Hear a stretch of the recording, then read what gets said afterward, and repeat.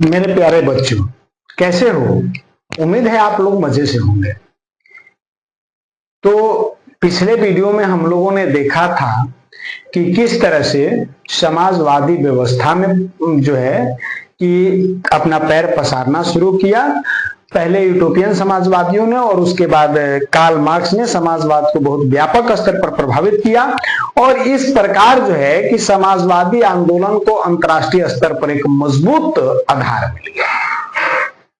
जो समाजवादी आंदोलन प्रारंभ हुआ उसे कार्ल मार्क्स की जब कार्ल मार्क्स का उसमें आगमन होता है तो वह अब धीरे धीरे पूरे विश्व में फैलने लगता है और इस प्रकार एक समाजवादी आंदोलन की शुरुआत होती है जो अंतर्राष्ट्रीय स्तर पर मजबूत आधार प्राप्त कर लेता है। तो श्रमिकों में विश्वास एवं इस आशा का संचार होने लगता है। ये उम्मीदें जग जाती है कि उनकी अब इतिहास उनकी तरफ है, यानी इतिहास अब उनकी ओर है। एक ऐसे संसार का अब निर्माण होना है जो शोषण और उत्पीड़न से मुक्त होगा और इस प्रकार जो है समाजवादी भावना का प्रसार होने शुरू हो रहा है। तो इसी परिप्रेक्ष्य में समाजवाद के विकास के परिप्रेक्ष्य में किस प्रकार समाजवाद विश्व में अपना पैर पसार रहा है, इस चीज को समझने के लिए आज हम लोग पढ़ेंगे 1917 की बोल्शेविक क्रांति। आज हमारा टॉपिक होगा 1917 की बोल्शेविक क्रांति। बोल्शेविक क्रांति, ये बोल्शेविक क्रांति ही, यह बोल्शेविक क्रांति के माध्यम से हम समझेंगे कि किस तरह से जो है कि लोकतंत्र में समाजवादी प्रसार बढ़ना शुरू हुआ और विश्व के अनेक देशों में समाजवादी भावना का विकास हुआ। अब अगर हम 1917 की बोल्शेविक क्रांति की बात करते हैं तो हम जानते हैं कि 20वीं शताब्दी में इतिहास की एक महत्वपूर्ण घटना यह घटती है कि रूस में एक बहुत व्यापक क्रांति होता है। इस क्रांति ने रूस में सम्राट हुआ करता था, जिसे रूसी सम्राट को वहां पर जार कहा जाता था। जैसे हम लोग राजा कहते हैं, कहीं नवाब कहा जाता है, कहीं बादशाह कहा जाता है, उसी तरह रूस के लोग अपने सम्राट को जार कहते थे। उन दिनों रूस के सम्राट को जार कहा जाता था। तो इस क्रांति ने क्या किया, रूस में सम्राट अथवा जार के जो एक तंत्रीय निरंकुश शासन था, इस शासन का अंत कर दिया। यानी जिस क्रांति की हम बात करने जा रहे हैं, इस क्रांति ने बहुत व्यापक स्तर पर रूस में परिवर्तन लाया और जो पहले रूस में सम्राट हुआ करते थे और सम्राट जो निरंकुश शासन स्थापित करते थे, एक तंत्रीय शासन व्यवस्था थी, यानी सारी शक्ति राजा के हाथ में, सम्राट के हाथ में, जार के हाथ में होती थी, उस एक तंत्रीय शासन व्यवस्था को, उस निरंकुश शासन व्यवस्था का अंत कर दिया इस क्रांति ने। और वहां पर जो है ना कि लोकतंत्र की स्थापना हुई। यह न केवल लोकतंत्र की स्थापना किया बल्कि सामाजिक, आर्थिक और व्यावसायिक स्तर पर कुलीनों, सामंतों, पूंजीपतियों का अंत कर दिया। ये जो इन क्षेत्रों में जो सामाजिक, आर्थिक और व्यवसायिक क्षेत्र था, इन क्षेत्र में जिस समय रूस में सम्राट हुआ करते थे, तो इन आर्थिक क्षेत्र में देखा जाए या सामाजिक क्षेत्र में या व्यवसायिक क्षेत्र में, तो वहां पर कुलीन लोगों का या सामंतों का, पूंजीपतियों का आधिपत्य था, वर्चस्व था। तो कुलीनों, सामंतों और पूंजीपतियों का भी अंत इस क्रांति ने किया और वहां एक नई व्यवस्था का शुरुआत हुआ। जमींदारों को समाप्त कर दिया गया। अब वहां पर मजदूरों और किसानों की सत्ता स्थापित हुई। इस क्रांति से, बोल्शेविक क्रांति से रूस में जो है ना मजदूरों और किसानों की सत्ता स्थापित होती है। तो इस तरह से हम देखेंगे कि जिस क्रांति की चर्चा हम करने जा रहे हैं, इस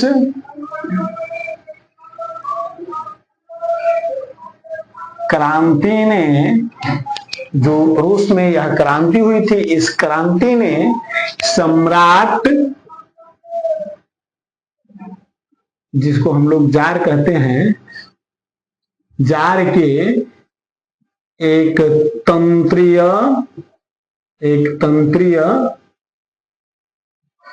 निरंकुश शासन का अंत कर दिया। इस क्रांति ने रूस में बहुत व्यापक परिवर्तन किया और इसने क्या किया, रूस में जो एक तंत्रीय निरंकुश शासन था, इस शासन का अंत कर दिया तथा कुलीनों, सामंतों और पूंजीपतियों का भी अंत कर दिया तथा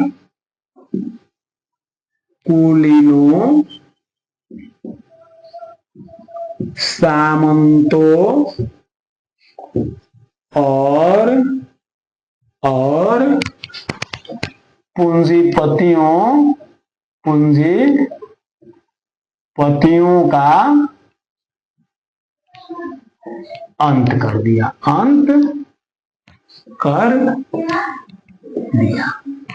ठीक है। तो यह है, और वहां पर अब जो है ना कि मजदूरों और किसानों की सत्ता स्थापित होती है। अगर रूस की बोल्शेविक क्रांति की बात करें तो रूस की बोल्शेविक क्रांति सही मायने में नवंबर 1917 में संपन्न हुई थी। यानी बोल्शेविक क्रांति की बात करें तो रूस की बोल्शेविक क्रांति सही मायने में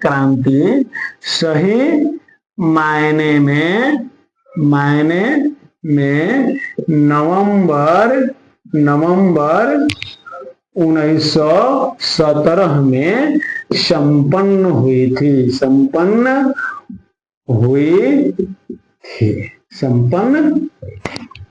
ठीक है ना।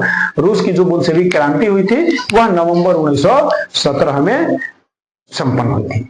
इस क्रांति ने एक नई राजनैतिक, सामाजिक एक व्यवस्था, जो क्रांति हुआ था, इस क्रांति ने रूस में एक नई राजनीतिक और सामाजिक व्यवस्था का शुरुआत किया था, अर्थात साम्यवाद के आदर्श को स्थापित करने का प्रयास किया और उसके साथ साथ सर्वप्रथम इतिहास में, विश्व में पहली बार सर्वहारा बल की सत्ता स्थापित हुई। यानी इस क्रांति का सबसे बड़ा जो प्रभाव था, इस सबसे बड़े प्रभाव के रूप में हम लोग कह सकते हैं कि इस क्रांति ने जो रूस की प्राचीन व्यवस्थाएं थी, उस प्राचीन व्यवस्था का अंत करके एक नई राजनैतिक और सामाजिक व्यवस्था यानी साम्यवाद के आदर्श स्थापित किया। क्या किया? इस क्रांति ने रूस में एक नई राजनीतिक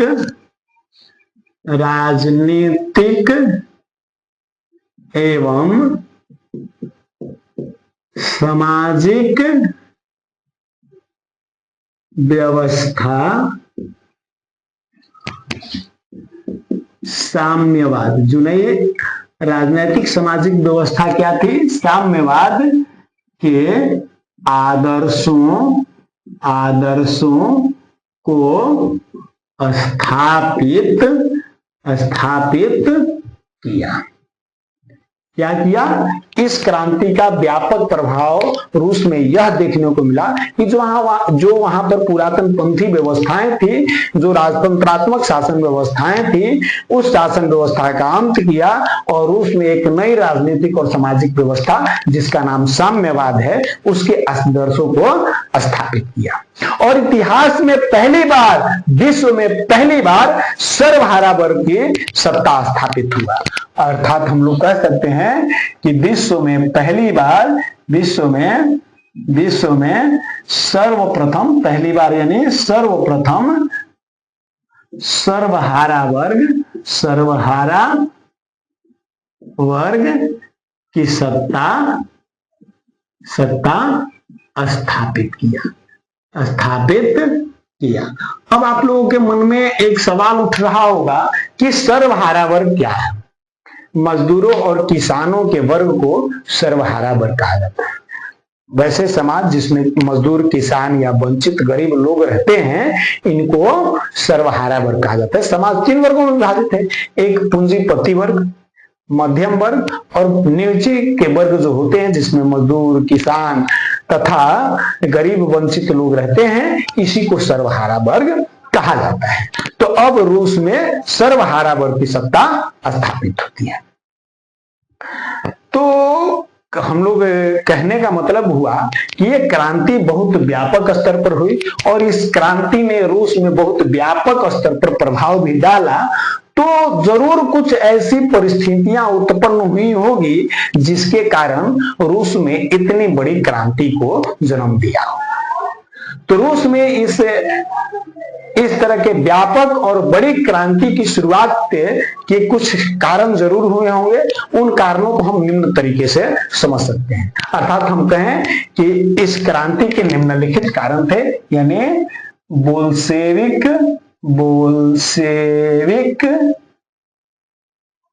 क्रांति के कारण, यानी उन कारणों की हम व्याख्या करते हैं जिन कारणों से बोल्शेविक क्रांति रूस में हुई थी। बात समझ में आ रही है कि यह इतना बड़ा जिस क्रांति की चर्चा हम लोग कर रहे हैं, कैसे यह क्रांति हुआ, किन कारणों से कैसी परिस्थितियां उत्पन्न हुई कि रूस में इस क्रांति को जन्म दिया और जनता इतने व्यापक स्तर पर अपनी सरकार के विरुद्ध, अपने शासक के विरुद्ध सड़कों पर निकली और क्रांति किया। तो जरूर कुछ ना परिस्थितियां उत्पन्न हुई होगी। हम उन्हीं परिस्थितियों की चर्चा करते हैं जिसको हम लोग सीधे शब्दों में कह सकते हैं कि यह बोल्शेविक क्रांति के कारण थे। तो बोल्शेविक क्रांति के कारण में सबसे पहला कारण आता है जार की निरंकुशता एवं अयोग्य शासन। पहला कारण क्या है? तो जार की निरंकुशता एवं अयोग्य शासन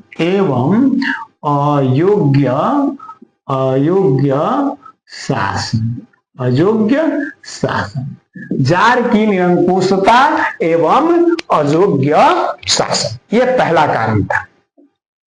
क्या होता है कि 1917 से अगर पूर्व में देखा जाए तो रूस में रोमनोव वंश का शासन था।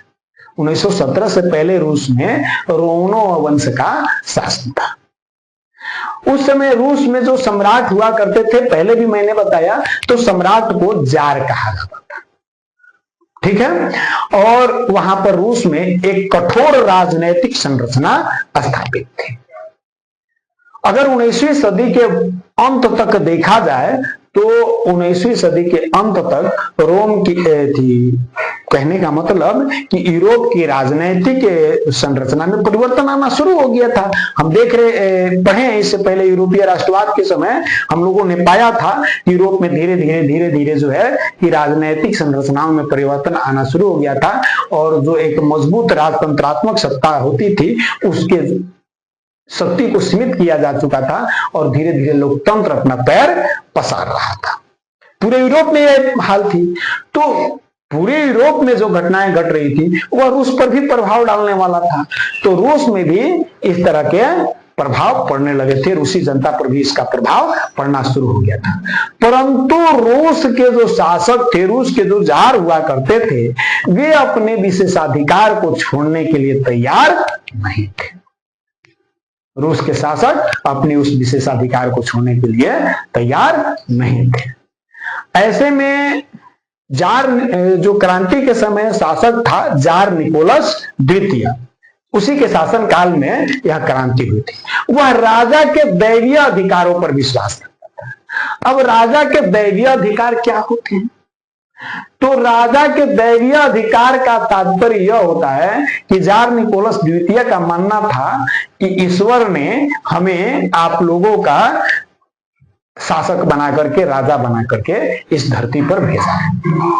इसलिए मैं आप लोगों का शासक हूं और मैं ईश्वर की प्रतिनिधित्व करते हुए, भगवान के प्रतिनिधित्व करते हुए आप लोगों के ऊपर शासन कर रहा हूं। अर्थात मेरे द्वारा जो कानून बनाए जा रहे हैं, मेरे द्वारा जो आदेश दिए जा रहे हैं, वो मेरा आदेश नहीं, ईश्वर का आदेश है। और अगर आप इन आदेशों को नहीं मानते हैं तो ईश्वर के आदेशों का उल्लंघन माना जाएगा और आप दंड के भागी होंगे। ऐसे ही शासन व्यवस्था को ईश्वर के दैवीय शासन व्यवस्था कहते हैं। तो वह ईश्वर के दैवीय अधिकारों में विश्वास रखता था जार निकोलस द्वितीय। ऐसे में उसे आम लोगों के सुख दुख से कतई चिंता नहीं थी, क्योंकि उसका मानना क्या था कि ईश्वर ने हमें आपका राजा बनाकर भेजा था। अर्थात जनता से कोई लेना देना नहीं, वो तो जानता था कि भगवान ने हमको राजा बनाया है। तो उसे वहां के जनता के सुख दुख की कोई चिंता नहीं थी। जार ने जो है कि अफसरशाही बनाई हुई थी, अर्थात राजा के सारे कार्य उसके द्वारा नियुक्त अधिकारियों द्वारा किया जाता था। और राजा की जो अफसरशाही थी वह जड़ थी, वह स्थिर अस्थिर थी। जड़ यानी मूर्ख और अस्थिर थी, उसमें कोई कुशलता नहीं था। एक तरह से कहा जाए कि उनकी शासन अकुशल थी। जो नियुक्ति होता था, इन अधिकारियों की नियुक्ति होता था, इस नियुक्ति का पैमाना जो है ना, नियुक्ति का आधार ही गलत होता था। खास करके ऐसे लोगों को नियुक्त किया गया था जो राजा, और खास करके राजा से भी बढ़ करके जो जार निकोलस द्वितीय की पत्नी जरीना थी, उसके बस सगे संबंधियों को बड़े बड़े पदों पर नियुक्त कर दिया जाता। और ऐसे में चूंकि ये नियुक्ति सगे संबंधियों की गई थी, तो सगे संबंधी चापलूसी करने और राजा को खुश रखने में विश्वास रखते थे, और इसी कारण से गलत सलाह मिल जाता था। तो गलत सलाहकारों के कारण राजा की स्वेच्छाचारिता और बढ़ती गई और जनता की स्थिति एकदम बद से बदतर होती गई। अब जनता की स्थिति इतनी बदतर होने लगी तो जनता राजा के इस अकुशल शासन व्यवस्था से क्षुब्ध होकर के, दुखी होकर के जो है ना कि क्रांति की ओर विचार करने लगे। तो समझ में आ गया कि जार निकोलस द्वितीय की जो निरंकुशता थी और अयोग्य शासन व्यवस्था थी, यह क्रांति का पहला कारण बना। अर्थात इसमें हमने क्या देखा कि सबसे पहले 1917 से पूर्व रूस में रोमनोव राजवंश का शासन, रूस में रोमनोव राजवंश का शासन था। और रूस के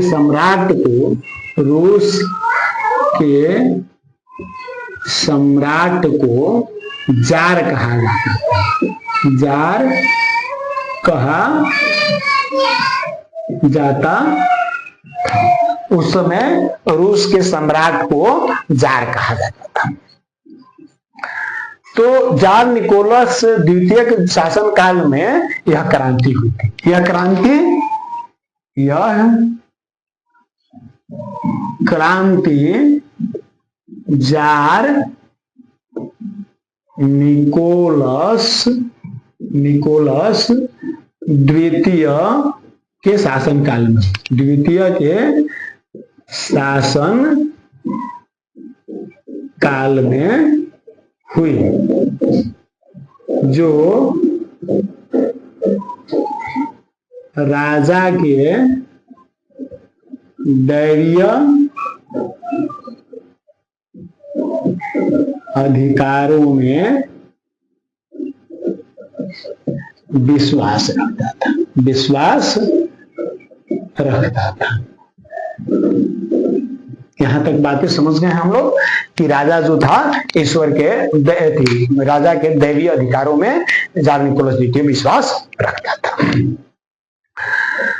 अब इन कारणों से जो है कि गलत तरीके से नियुक्ति वगैरह हो गया और जनता के दुख सुख का उसे कोई चिंता नहीं थी, इसलिए जनता में उसके प्रति असंतोष थी। तो यह तो एक कारण हो गया। दूसरा कारण था कि कृषकों की दयनीय स्थिति। दूसरा क्या कारण था? दूसरा कारण था कृषकों की दयनीय स्थिति, कृषकों की दयनीय स्थिति, दयनीय स्थिति, कृषकों की दयनीय स्थिति। अब इस क्रांति का दूसरा कारण क्या था, तो हम देखेंगे अगर रूस की पूरी स्ट्रक्चर को देखा जाए, रूस की पूरी जनसंख्या को देखा जाए, तो रूस में अधिसंख्यक यानी बहुसंख्यक लोग कृषक थे। जनसंख्या का एक बहुत बड़ा हिस्सा किसान था, परंतु उनकी स्थिति अत्यंत दयनीय थी। और अत्यंत दयनीय होने का कारण यह था कि उनकी जो खेतें थी, उनका जो क्षेत्र था बहुत छोटा छोटा था, खेत बहुत छोटे छोटे थे, और उस खेतों में वे लोग परंपरागत तरीके से अपनी खेती करते थे, अपने पुराने परंपरागत तरीके से खेती करते थे। उनके पास पूंजी का अभाव था, इसीलिए वे करों के बोझ से दबे हुए थे।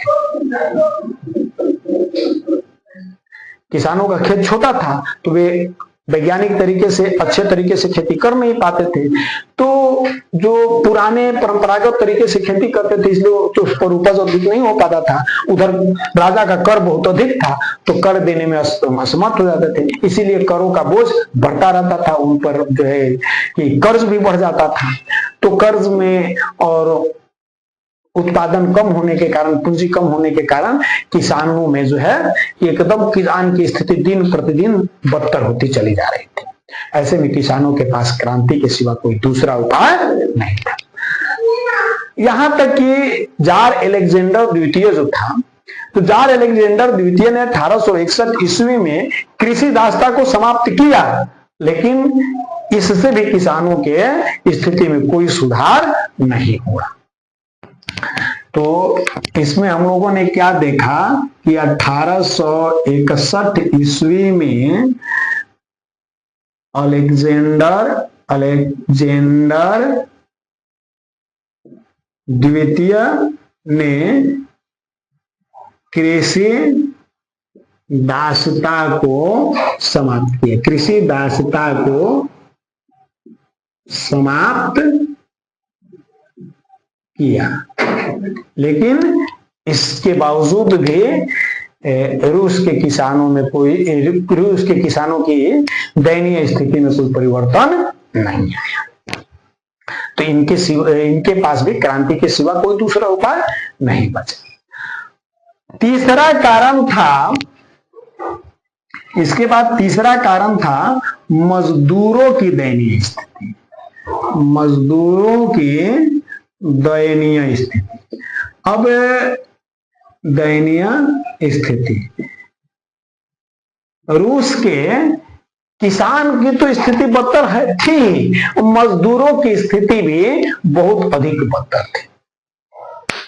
वहां के मजदूरों को किसी भी प्रकार का कोई राजनैतिक अधिकार नहीं था। वे शासक के या अपने मिल मालिकों के विरुद्ध या अपने अधिकारों के लिए, अपने जो बातों को मनवाने के लिए हड़ताल भी नहीं कर सकते थे। वे लोग अपने मिल मालिकों के विरुद्ध हड़ताल भी नहीं कर सकते थे। यानी कहा जाए कि जो किसानों के बाद दूसरी बहुसंख्यक मजदूर थे, उनकी भी स्थिति बहुत ही दयनीय थी। उन्हें काम अधिक करना पड़ता था, और काम अधिक करने के बावजूद उनको मजदूरी बहुत कम मिलती थी। उनके साथ जो मिलों में काम करते थे, उनके साथ दुर्व्यवहार किया जाता था। इसलिए किसान, अपने श्रमिक जो है, अपने मिल मालिकों से संतुष्ट नहीं थे।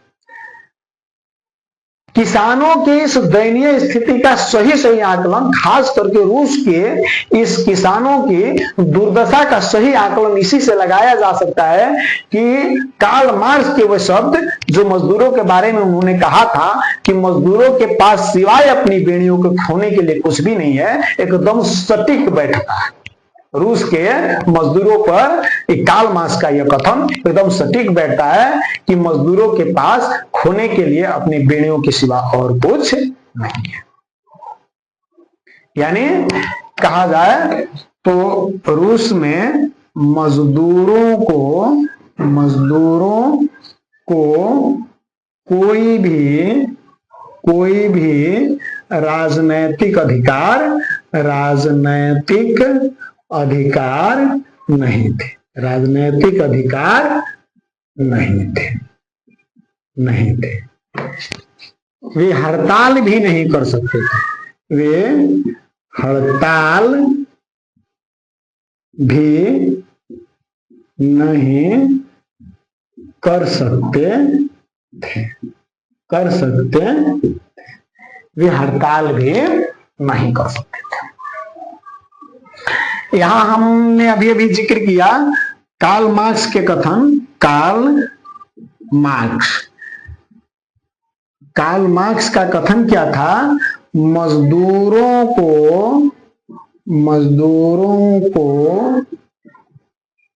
खोने के लिए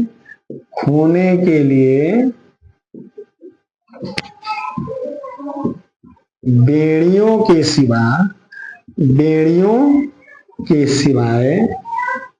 सिवाय कुछ भी नहीं है।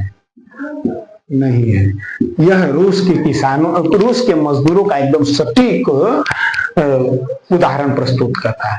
तो इस तरह से हम देखते हैं कि रूस के किसान इतने दयनीय और दुर्दशा में जीवन जी रहे थे, इसलिए वे लोग भी जो है ना अपने शासक के व्यवहारों से संतुष्ट नहीं थे, वे लोग भी अपने सरकार से असंतुष्ट थे। तो ये तीसरा कारण है जो रूस में क्रांति का कारण बना। चौथा कारण है औद्योगिकीकरण की समस्या।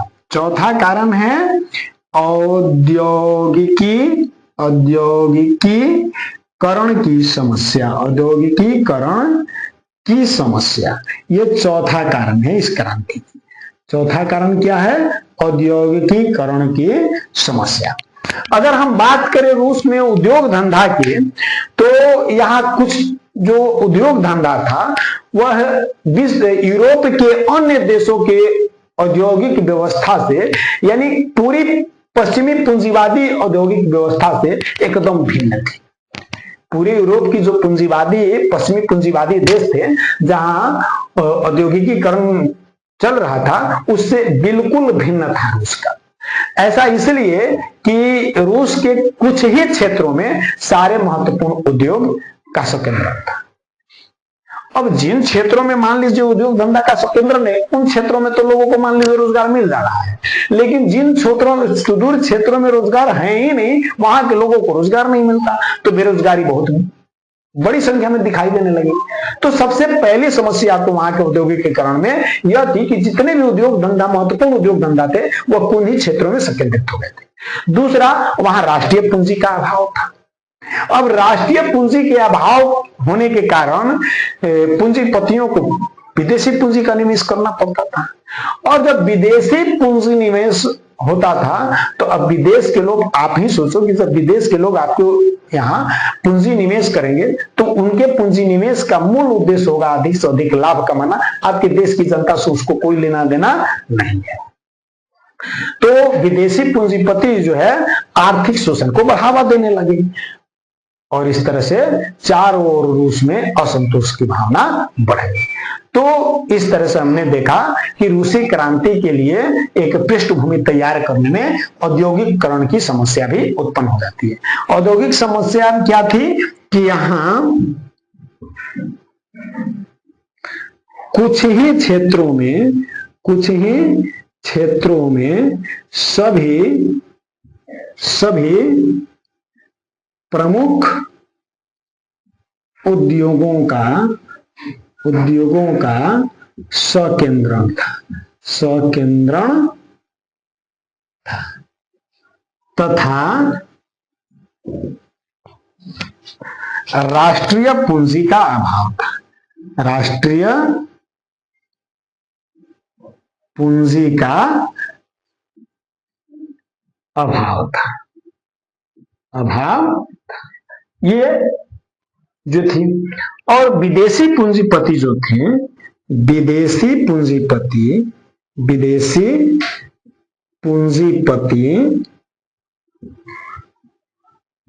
आर्थिक शोषण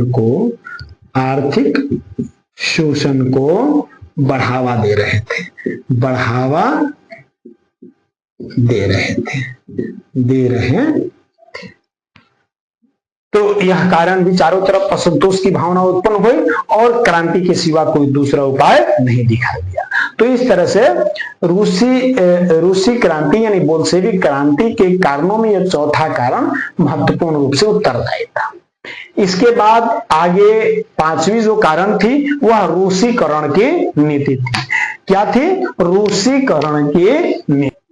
तो मेरे प्यारे बच्चों, पांचवा कारण मैंने क्या बताया आपको? रूसीकरण की समस्या। रूसीकरण की समस्या, ये पांचवा कारण क्या था? रूसीकरण की समस्या। रूसीकरण की समस्या को समझने के लिए देखिए क्या बात था कि रूस विभिन्न राष्ट्रीयताओं वाला देश था। जैसे भारत की हम बात करते हैं तो भारत अनेक धर्मों के लोग रहते हैं, अनेक जातियों के लोग रहते हैं, विभिन्न प्रकार की राष्ट्रीयता वाले लोग रहते हैं। उसी तरह रूस भी विभिन्न राष्ट्रीयताओं वाला देश था, लेकिन यहाँ मुख्य रूप से स्लाव जाति के लोग रहते थे। रूस में मुख्यतः स्लाव जाति के लोग रहते थे, लेकिन ये बहुसंख्यक लोग थे स्लाव जाति के, लेकिन इनके अलावा वहां अल्पसंख्यक के रूप में फिन, पोल, जर्मन, यहूदी लोग भी रहते थे। इन सब की भाषाएं अलग थी, इन सब का रस्म रिवाज अलग अलग था। परंतु रूस के अल्पसंख्यक जो है ना, रूस के जो अल्पसंख्यक जनसंख्या थी वह जार निकोलस द्वितीय द्वारा जारी की गई रूसीकरण की नीति से परेशान थी। अब जार निकोलस द्वितीय के रूसीकरण की नीति से क्यों परेशान थी? क्योंकि जार निकोलस द्वितीय ने रूसीकरण की नीति के अनुसार यह कहा कि देश के जितने भी लोग हैं वे रूसी भाषा, शिक्षा और संस्कृति को ही अपनाएंगे। अर्थात कहा जाए कि अल्पसंख्यकों पर जबरदस्ती रूसी भाषा, शिक्षा और संस्कृति को लादने का प्रयास किया गया और इसके कारण अल्पसंख्यकों में एकदम हलचल सी मच गई। 1863 ईस्वी में इस नीति के विरुद्ध पोलो ने विद्रोह भी कर दिया, परंतु रूस के सम्राट द्वारा पूरी निर्दयता पूर्वक इस रूसी से पोल विद्रोह को दबा दिया गया। अब ऐसे में कहने का मतलब ये तो केवल पोलो के आंदोलन को दबाया गया था, लेकिन इससे सभी अल्पसंख्यक समुदायों में रूस के राजतंत्र के प्रति आक्रोश बढ़ गया। तो ये भी एक कारण था जो रूसी बोल्शेविक क्रांति का कारण बना। अगर इसमें देखा जाए तो रूस में स्लाव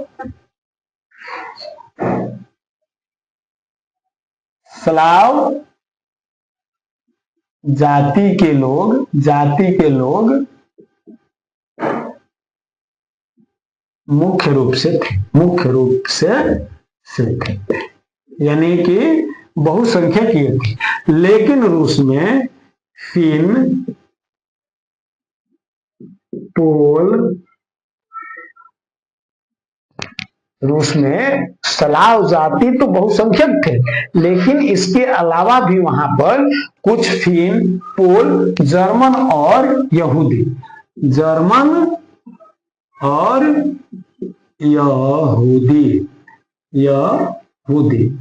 आदि भी रहने वाले थे।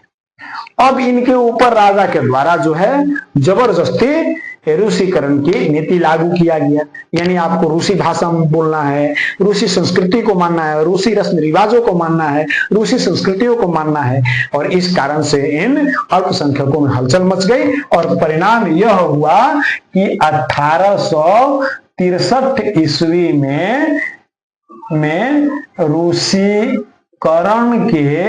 रूसीकरण के नीति के विरुद्ध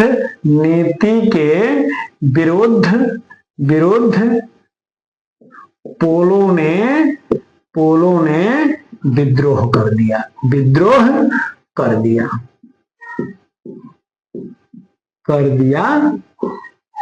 परंतु परंतु सम्राट द्वारा इस आंदोलन को, इस विद्रोह को निर्दयता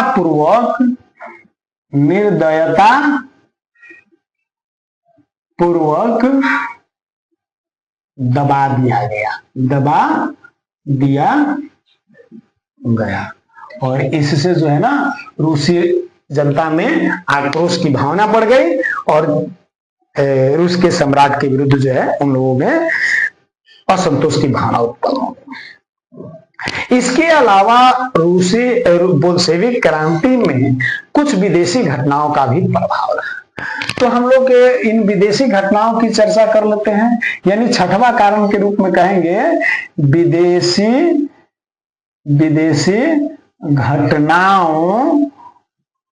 विदेशी घटनाओं का प्रभाव। विदेशी घटनाओं का प्रभाव, विदेशी घटनाओं की प्रभाव की अगर बात करें तो सबसे पहला इसमें आता है क्रीमिया का युद्ध। क्रीमिया का युद्ध पहला कारण बनता है क्या? क्रीमिया का युद्ध। क्रीमिया का युद्ध जो है यह काला सागर के आसपास के क्षेत्र में हुआ था। काला सागर का क्षेत्र जो है उसके आसपास में यह युद्ध हुआ था। इसमें फ्रांस, ब्रिटेन, सार्डिनिया तथा तुर्की एक तरफ थी। फ्रांस, ब्रिटेन, सार्डिनिया और तुर्की एक तरफ थी और दूसरी तरफ से रूस था। तो आप देख रहे हैं कि एक तरफ से रूसी सेनाएं लड़ रही है और एक तरफ से चार महाशक्तियों की सेनाएं लड़ रही थी। ऐसे में निश्चित था कि रूस की पराजय होनी थी। तो इस युद्ध में रूस का पराजय हो गया और इस देश में रूस की पराजय ने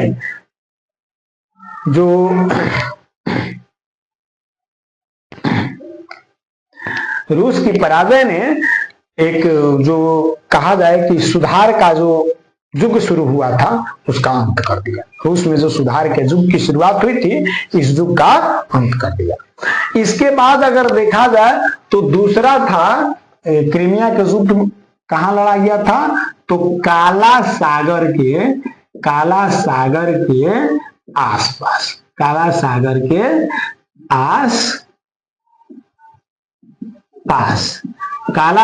के आसपास के क्षेत्रों में यह युद्ध लड़ा गया था। इस युद्ध में एक तरफ से फ्रांस,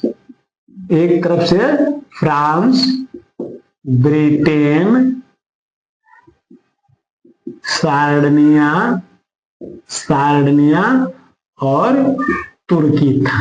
एक तरफ से ये चार देश और दूसरे तरफ से रूस था। तो निश्चित रूप से रूस जो है पराजित हो गया। इस युद्ध में क्या हुआ? इस युद्ध में रूस पूरी तरह से पराजित हो गया। और रूस की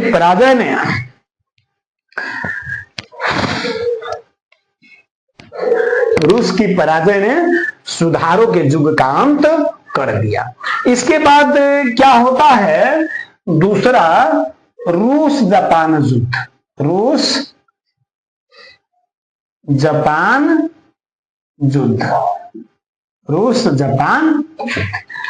इसी परिप्रेक्ष्य में हम लोग रूस जापान युद्ध परिप्रेक्ष्य में ही हम एक क्रांति का भी वर्णन कर लेंगे, क्योंकि 1905 में एक ऐतिहासिक क्रांति हुई थी।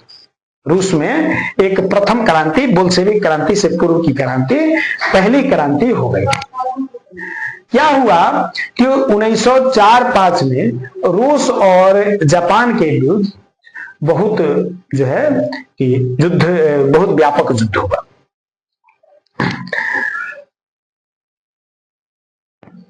इसी युद्ध ने प्रथम विश्व युद्ध में बोल्शेविक क्रांति के लिए मार्ग प्रशस्त किया था।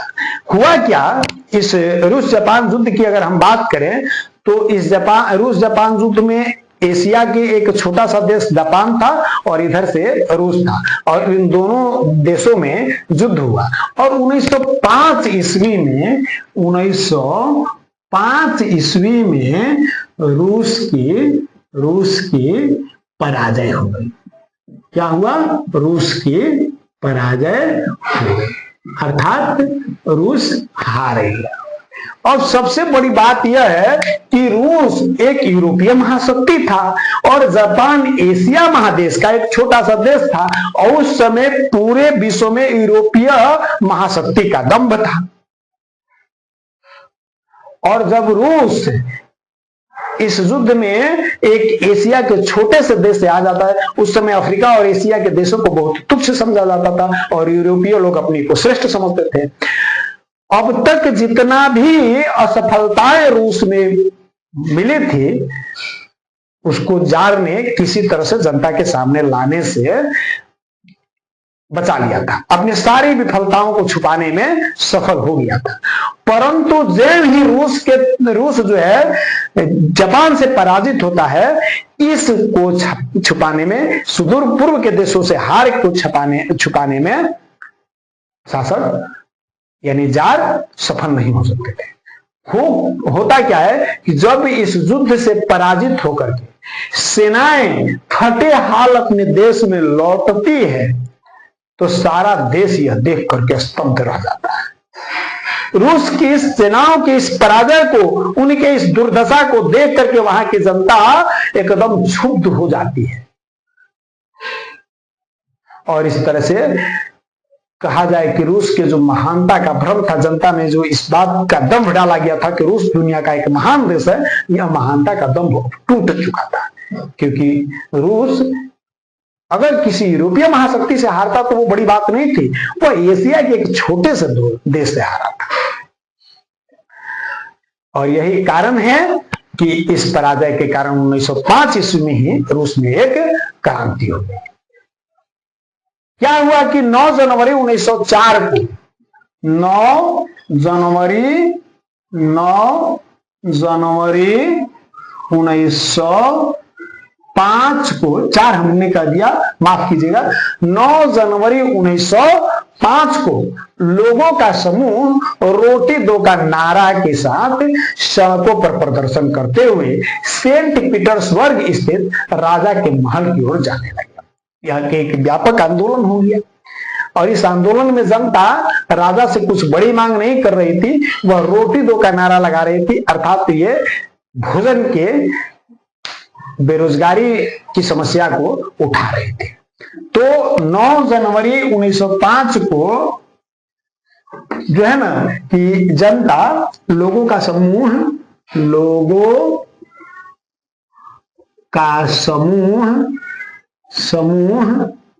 रोटी दो के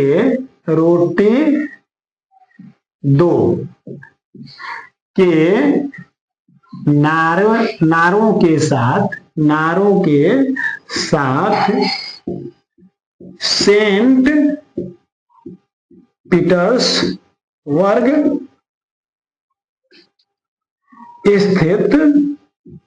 स्थित महल की ओर जा रही थी। यह एक शांति प्रदर्शन था, यह एक शांतिपूर्ण हड़ताल था, यह एक शांतिपूर्ण आंदोलन था। इसमें सभी जनता निहत्थे थे और रोटी दो के नारा लगाते हुए राजा के सेंट पीटर्सबर्ग स्थित महल की ओर बढ़ रहे थे। अब उधर चूंकि जापान से हारा हुआ था रूस, सम्राट बौखलाया हुआ था, मन में चिड़चिड़ाया हुआ था, और जब ये जनता को आंदोलन करते हुए देखा, उसने अपनी सेना को इन जनता पर गोलियां बरसाने का आदेश दे दिया। और जब अपनी सेना को गोली बरसाने का आदेश दिया तो सेना ने इन निहत्थे लोगों पर गोलियां बरसाना शुरू कर दिया। और आप सोचिए कि जब लाखों की संख्या में लोग निहत्थे आंदोलन कर रहे हो, शांतिपूर्ण तरीके से आंदोलन कर रहे हो, और उस भीड़ पर सेनाओं के द्वारा गोली बरसाई जाए, तो मौत का कितना बड़ा तांडव नृत्य हुआ होगा। भूमि खून से पट गई थी, हजारों की संख्या में लोग मारे गए। और यह घटना 22 जनवरी 1905 को हुई थी। सेना द्वारा एम निहत्थे लोगों पर गोलियां बरसाई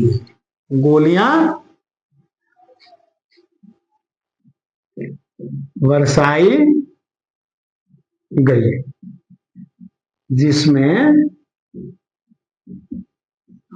हजारों लोग मारे गए। ये जो घटना एक्चुअल हुई थी, यह घटना 22 जनवरी 1905 को हुई थी। यह घटना कब हुई थी? 22 जनवरी 1905 को। यह घटना 22 जनवरी 1905 पुराने कैलेंडर के अनुसार देखा जाए, रूस का एक दूसरा कैलेंडर था, इसकी हम चर्चा कर लेते हैं। तो उस पुराने कैलेंडर के अनुसार यह 9 जनवरी 1905 को घटित हुई थी। 5 को दिन क्या था? रविवार को घटित हुई। क्योंकि यह घटना रविवार को घटित हुई थी और इसमें खून की धाराएं बही थी, इसीलिए इसे खूनी रविवार के नाम से जाना जाता है। खूनी रविवार के नाम से जाना जाता है। इसलिए इस क्रांति को खूनी रविवार भी कहा जाता है, कहीं खूनी वार भी कहा जाता है और कहीं इसको रेड संडे के नाम से भी, लाल रविवार के नाम से भी जाना जाता है। इस नरसंहार की खबर सुन करके पूरा का पूरा रूस में सनसनी फैल गया। पूरे रूस के लोग आक्रोशित हो गए। इस क्रांति में सबसे बड़ी भागीदारी किसानों की थी, क्योंकि सबसे दयनीय स्थिति उन्हीं की थी। लेकिन इतना होने के बावजूद भी जनता पीछे नहीं हटी और अंततः सरकार को झुकना पड़ा। और क्या हुआ? सरकार को झुकना पड़ा। सरकार को अंततः झुकना पड़ा। और सरकार जब इनके सामने झुक गई तो 1905 में इस क्रांति का प्रतिनिधित्व करने के लिए 1905 में वहां पर बातें रखी गई। इस क्रांति के प्रतिनिधियों के द्वारा सरकार के समक्ष अपनी बातें रखी गई और अंत में झुकना पड़ा। और 1905 में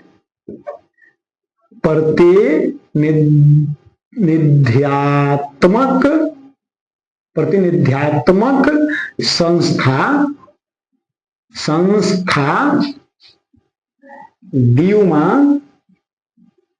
जो पहले भी मैंने ड्यूमा के बारे में आप लोगों को बताया, डायट के बारे में बताया, उसी तरह रूस में जो हम लोगों के यहाँ जैसे संसद भवन होती है, वैसे प्रतिनिध्यात्मक संस्था ड्यूमा का गठन किया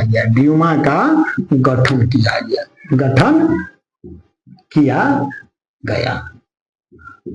सरकार झुक गई, सरकार जनता की बातें मान ली और जनता के द्वारा चुने गए प्रतिनिधियों की व्यवस्था किया गया और इनके लिए एक संस्था का गठन किया गया जिसका नाम रखा गया ड्यूमा।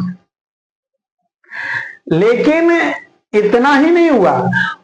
1 वर्ष के बाद 1906 ईस्वी तक जैसे ही क्रांति की शक्ति कमजोर हुई, फिर से रूसी राजतंत्र ने ड्यूमा के अधिकारों को छीन लिया।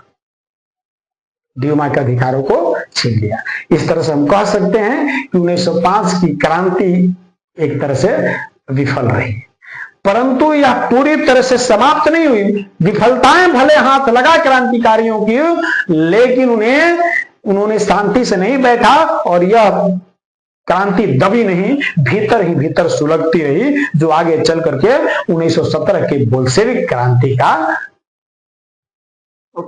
क्रांति के रूप में प्रकट हुई।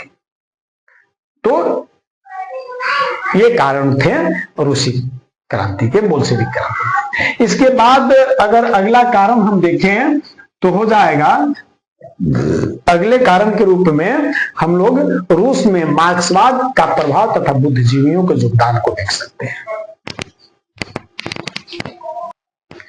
तो मेरे प्यारे बच्चों, इस तरह से हम लोगों ने देखा कि 1905 की रूसी क्रांति का परिणाम यह निकला कि ड्यूमा का गठन किया गया, भले ही बाद में इसके कुछ अधिकारों को छीन लिया गया।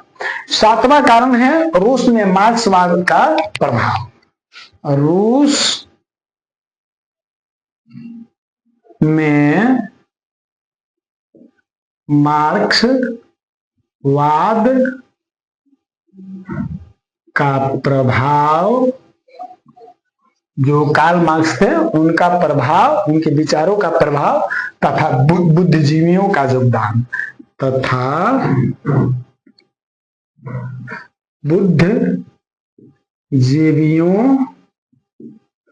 बुद्धिजीवियों का योगदान।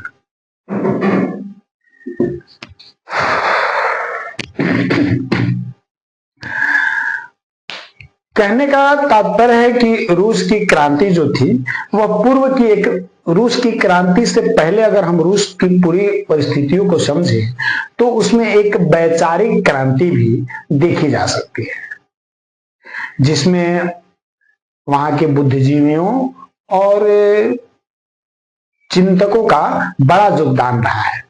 जैसे लियोन टॉल्स्टॉय जिन्होंने वार एंड पीस की रचना की थी तथा आना करनीना की रचना की थी, टॉल्स्टॉय। तो लियोन टॉल्स्टॉय, दोस्तोवस्की, तुर्गनेव जैसे चिंतकों ने एक नई विचारधारा को प्रोत्साहन दिया। रूस में इन लोगों ने एक नए विचारधारा को प्रोत्साहन दिया। अब रूस के जो औद्योगिक मजदूर थे, रूस के औद्योगिक मजदूरों पर भी कार्ल मार्क्स के विचारों का, समाजवादियों का प्रभाव दिखने को मिलने लगा। रूस के जो मजदूर थे उन पर भी कार्ल मार्क्स के समाजवादी विचारधारा का प्रभाव देखने को मिला है। मार्क्सवाद में मार्क्स ने मजदूरों के बीच काम करना शुरू कर दिया था और धीरे धीरे उनका संगठन बनने लगा था। कार्ल मार्क्स के विचार के जितने भी समाजवादी थे उन लोगों ने मजदूरों के बीच काम करना शुरू कर दिया था और एक संगठन बनाना शुरू कर दिया था। और इसी परिप्रेक्ष्य में रूस के पहले साम्यवादी प्लेखनोव, रूस के प्रथम साम्यवादी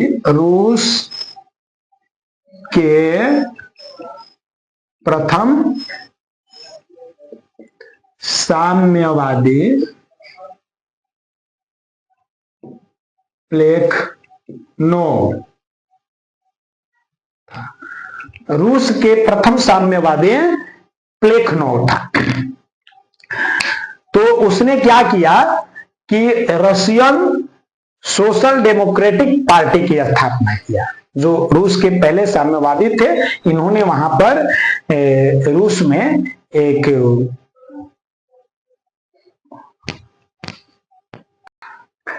तो मेरे प्यारे बच्चों, इस रूस के जो प्रथम साम्यवादी प्लेखनोव थे, ये वहां पर साम्यवादी व्यवस्था स्थापित करना चाहते थे।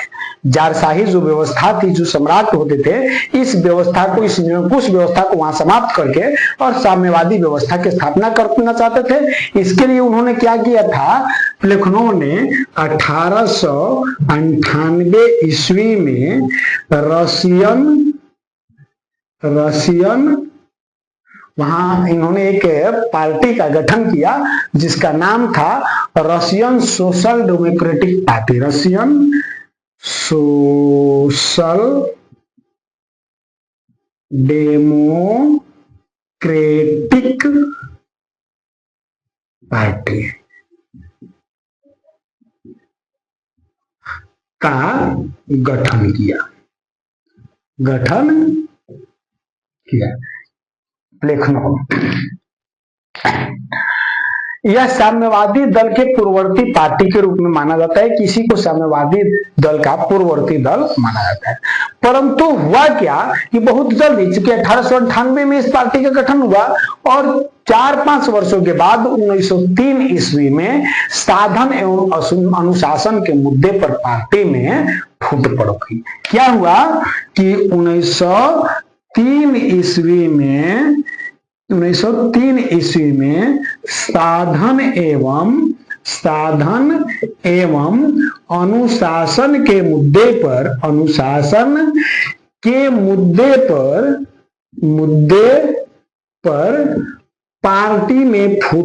पार्टी में फूट पड़ गई। और इस तरह से जो पार्टी दो टुकड़े में बटी, तो विचारधारा के कारण, अलग अलग विचारधारा होने के कारण पार्टी टूटी थी। कुछ लोगों का विचारधारा यह था कि मध्यम वर्गीय क्रांति को जन्म दिया जाए, यानी जो क्रांति होगी यह मध्यम वर्गीय क्रांति होगी। जबकि कुछ लोगों का मानना था कि नहीं, सर्वहारा वर्गीय क्रांति होगी। ऐसे स्थिति में विचारधारा एक नहीं हो पाई, तालमेल नहीं बैठ पाया, समन्वय नहीं बैठ पाया और अंततः दोनों विचारों को लेकर के इस पार्टी में दरारें पड़ गई और इस पार्टी में फूट पड़ गई और पार्टी दो टुकड़ों में विभाजित हुआ।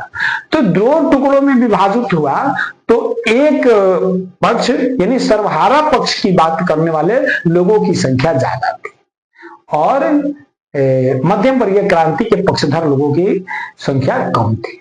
तो जो पार्टी का जो हिस्सा बहुमत में रहा उसे बोल्शेविक कहा गया और जो हिस्सा अल्पमत में रहा उसको मोनसेविक कहा गया। अर्थात पार्टी में जब फूट पड़ी तो पार्टी दो टुकड़े में बटी, एक अल्पमत वाला और दूसरा बहुमत वाला। अल्पमत और बहुमत वाला। अल्पमत वाले को मोनसेविक कहा गया और बहुमत वाले दल को बोल्शेविक कहा गया।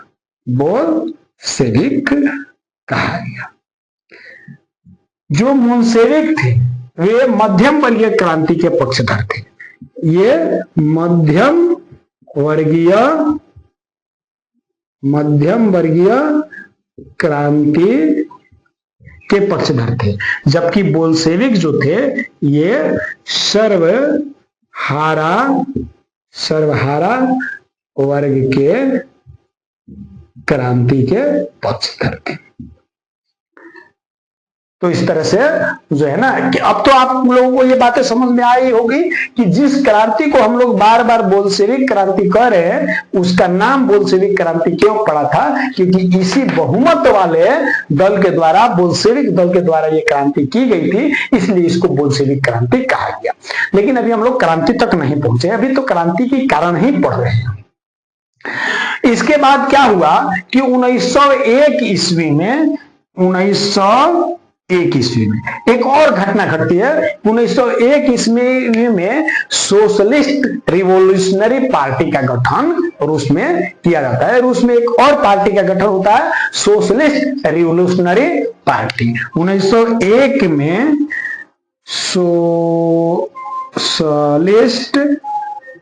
सोशलिस्ट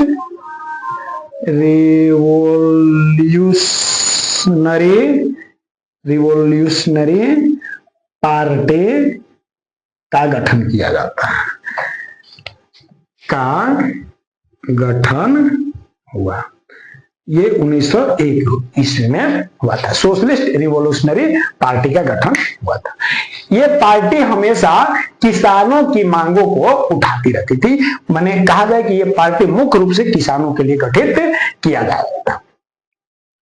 तो यह पार्टी भी और ये पूरी कारण भी क्रांति का एक कारण रहा, बोल्शेविक क्रांति का एक कारण माना जाता है। इसके बाद अब हम इस क्रांति की बात करें तो तत्कालिक कारण पढ़ेंगे किसी भी घटना के जिस कारणों से तुरंत वो घटना शुरू हो गई हो वैसे कारण को तत्कालिक कारण कहा जाता है। तो इस क्रांति का भी कोई ऐसा कारण था कि बस उस दिन के बाद से क्रांति शुरू हो जाती है, तो उसी को तत्कालिक कारण कहेंगे। तो तत्कालिक कारण था प्रथम विश्व युद्ध में रूस की पराजय। प्रथम विश्व युद्ध में रूस की।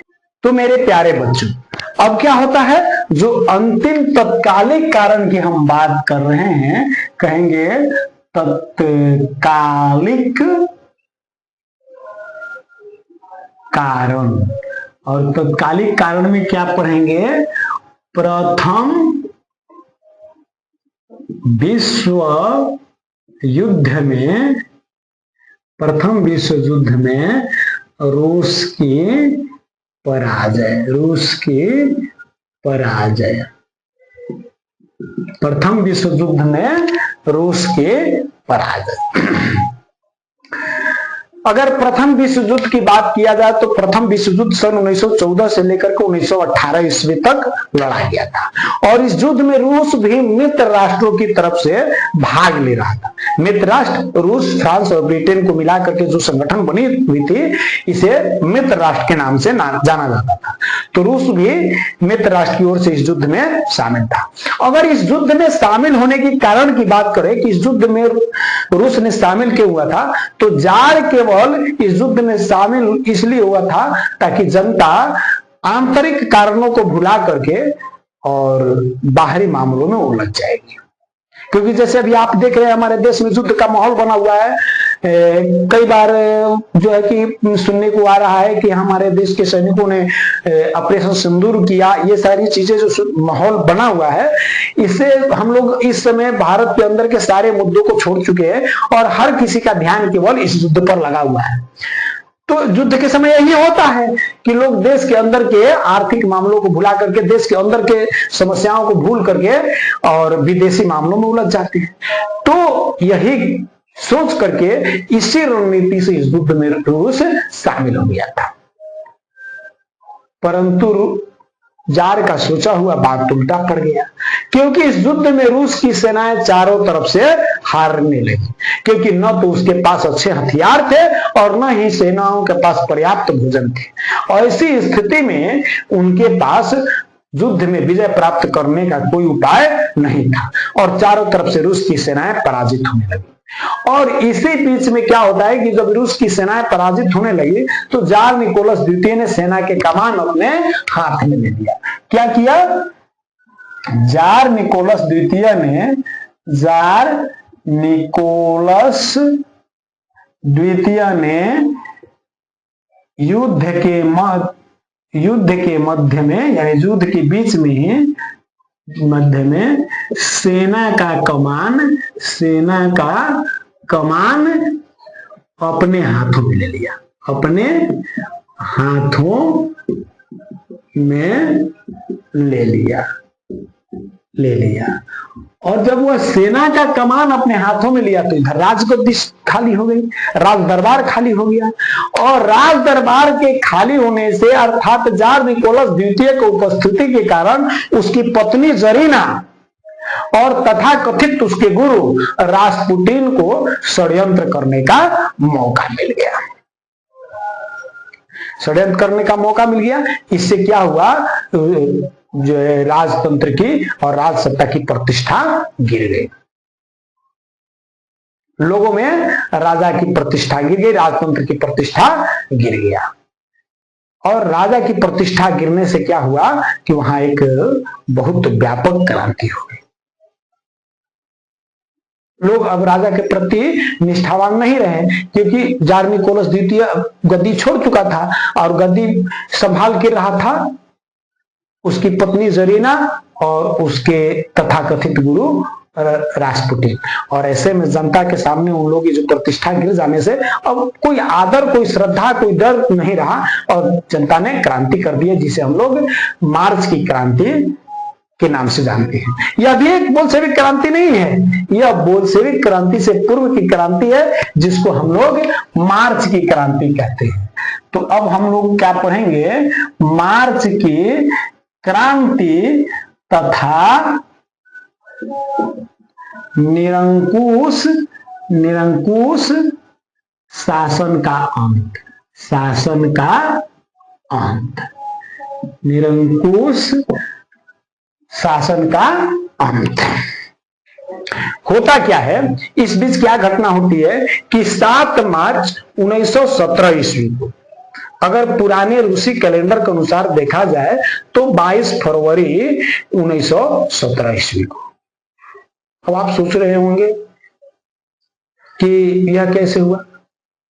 बार बार मैंने ये बात जिक्र किया कि ये डेट को, लेकिन पुरानी रूसी कैलेंडर के इस डेट को, बात क्या था कि रूस जो था उस समय, रूस में 1 फरवरी अगर 1918 तक देखा जाए तो 1 फरवरी 1918 से पहले रूस में जूलियन कैलेंडर का अनुसरण किया जाता था, और बाकी पूरे विश्व में जिस कैलेंडर का हम लोग प्रयोग करते हैं इसे ग्रेगोरियन कैलेंडर कहा जाता है।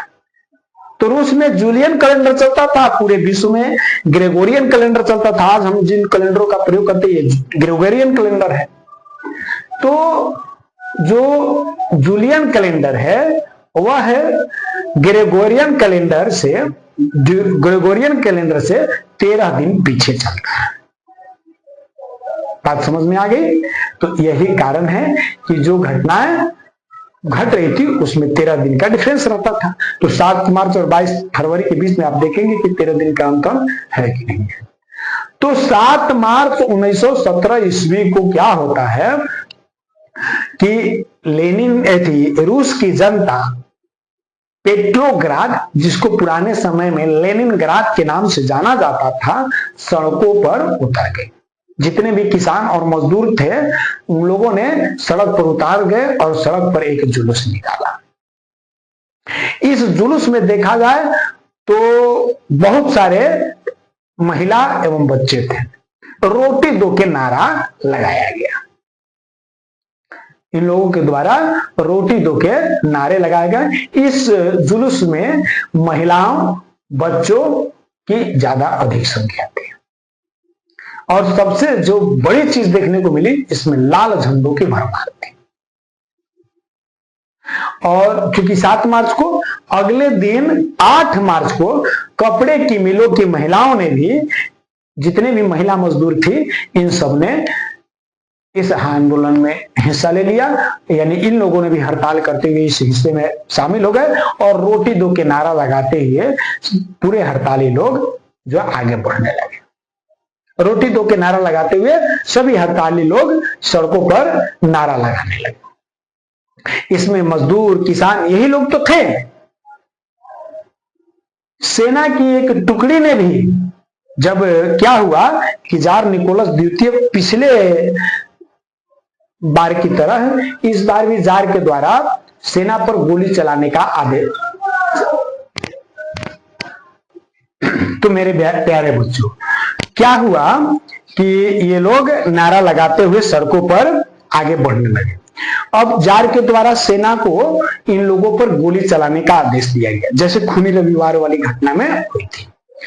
लेकिन जब सेना को इन लोगों पर गोली चलाने का आदेश दिया गया तो सेना ने विद्रोह कर दिया।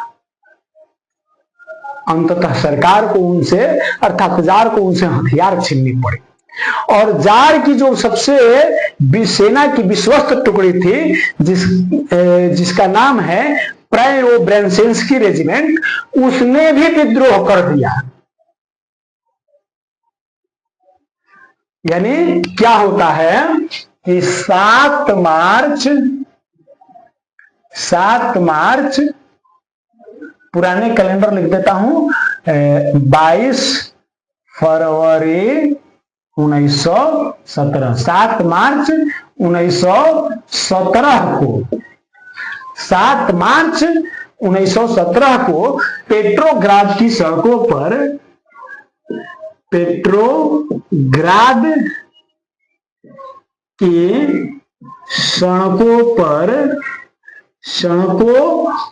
पेट्रोग्राद की सड़कों पर किसानों और मजदूरों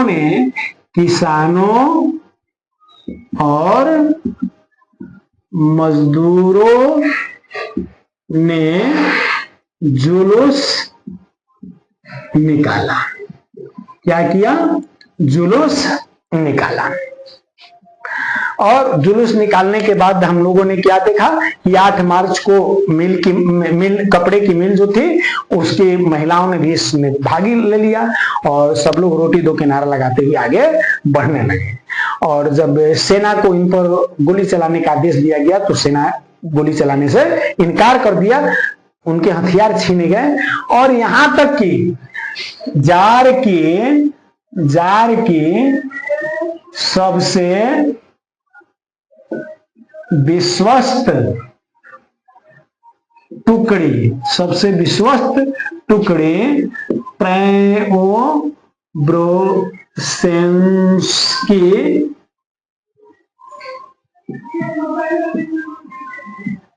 ने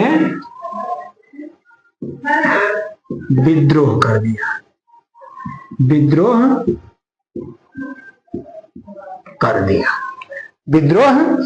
कर दिया।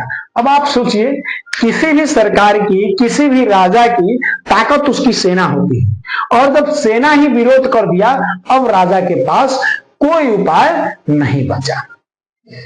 और अंततः इस सैनिक विद्रोह से हार मान करके 12 मार्च 1917 को जार निकोलस द्वितीय ने गद्दी त्याग दिया। क्या किया? 12 मार्च 1917 को जार ने गद्दी त्याग दिया और इस प्रकार जार का निरंकुशता का समाप्त हो गया। तो अब ये जो है कि क्रांति यहां खत्म नहीं होती है, क्योंकि जनता ने चाहा, वो चीजें हो गई, जार को राजगद्दी छोड़ना पड़ा। जार के राजगद्दी के छोड़ने के बाद अब वहां जो है जनता के मुताबिक सरकार बननी थी। तो सबसे पहले लेबाव के नेतृत्व में 15 मार्च को एक बुजुर्गवा सरकार का गठन किया गया। क्या होता है? सर्वप्रथम लेबाव के नेतृत्व में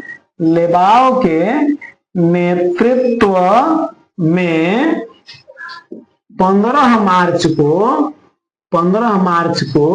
एक बुजुर्गवा सरकार का गठन किया गया। बुजुर्गवा सरकार का गठन किया गया। अब ये जो सरकार बनी, यह सरकार जनता के आकांक्षाओं पर खरी नहीं उतर सकी।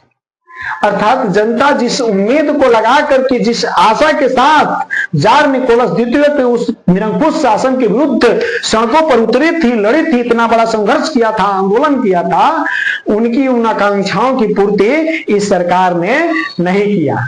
और जनता महज केवल राजनीतिक स्वतंत्रता की उम्मीद नहीं लगाई थी, बल्कि वह आर्थिक एवं सामाजिक स्वतंत्रता की भी इच्छा रखती थी। इसीलिए जनता ने बुजुर्गवा सरकार को स्वीकार नहीं किया। बुजुर्गवा सरकार तत्कालीन परिस्थितियों के अनुकूल नहीं रही, प्रतिकूल रही, इसीलिए अंत में बुजुर्गवा सरकार गिर गई। यानी बुजुर्गवा सरकार भी नहीं चली और यह सरकार गिर गई।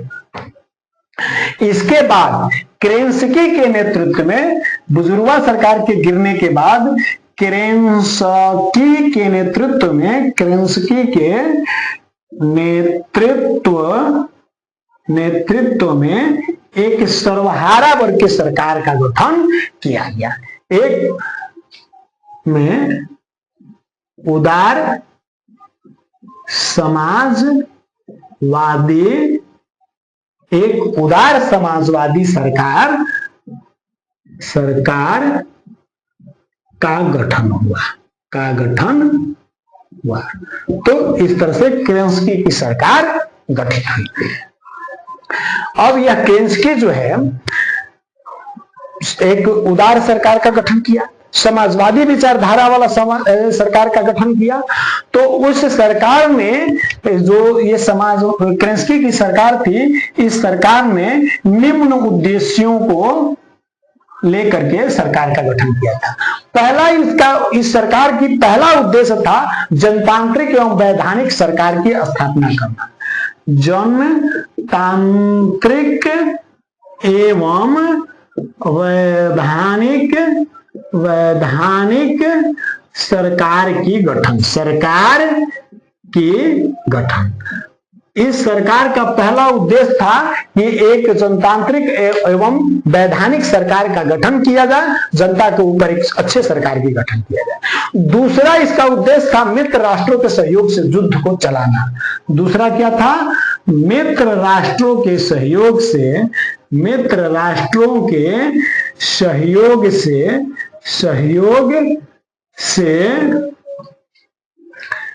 युद्ध को चलाना। अब ध्यान दीजिए कहां ये सरकार फेल हो रही है। जनता शांति चाहती थी और यह सरकार अब युद्ध चलाना चाहती थी। इस सरकार को भी जनता नहीं पसंद करेगी। व्यक्तिगत संपत्ति की रक्षा करना अगला उद्देश्य था। व्यक्तिगत संपत्ति की रक्षा करना। और इसका अंतिम उद्देश्य था संविधान सभा द्वारा भूमि की समस्या सुलझाना। संविधान सभा द्वारा भूमि की समस्या सुलझाना। तो इन सारे उद्देश्यों को लेकर के केरेंस्की ने एक उदार समाजवादी सरकार का संगठन किया, एक समाजवादी सरकार का गठन किया।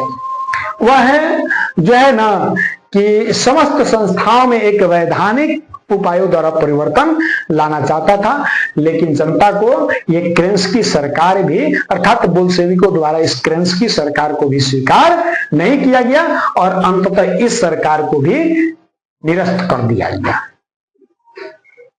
और तब जो है ना कि इस पूरे परिप्रेक्ष्य में रूस में लेनिन का उदय होता है और लेनिन के द्वारा बोल्शेविक क्रांति की शुरुआत की जाती है। तो मेरे प्यारे बच्चों, यह मार्च की क्रांति थी, अभी बोल्शेविक क्रांति नहीं हुई है। और मैं चाहूंगा कि आज हम लोग इसी पर अपने इस अध्ययन को समाप्त करते हैं। अब कल हम वेट करेंगे, अगले वीडियो का इंतजार करेंगे जिसमें हम लोग बोल्शेविक क्रांति के परिणामों को देखेंगे। तो मेरे प्यारे बच्चों, आप लोगों से एक बार फिर से मेरी विनम्र निवेदन यही होगा, मैं आप लोगों से यही अनुरोध करूंगा कि आप लोग अधिक से अधिक हमारे चैनल को सब्सक्राइब करें और अधिक से अधिक लोगों तक शेयर करें ताकि यह बहुत अधिक से अधिक लोगों तक पहुंच सके और सब लोग इसका लाभ उठा सके। आप लोगों के सहयोग के द्वारा ही यह सब कुछ संभव हो सकता है। इसलिए मैं आप लोगों से यही चाहूंगा कि आप लोग हमारे इस चैनल को अधिक से अधिक लोगों तक शेयर करें और जो भी समस्याएं हैं वह लिख करके कमेंट करें। अगर वीडियो अच्छी लगी हो तो लाइक करें। तब तक के लिए हम आप लोगों से विदा लेना चाहेंगे। जय हिंद।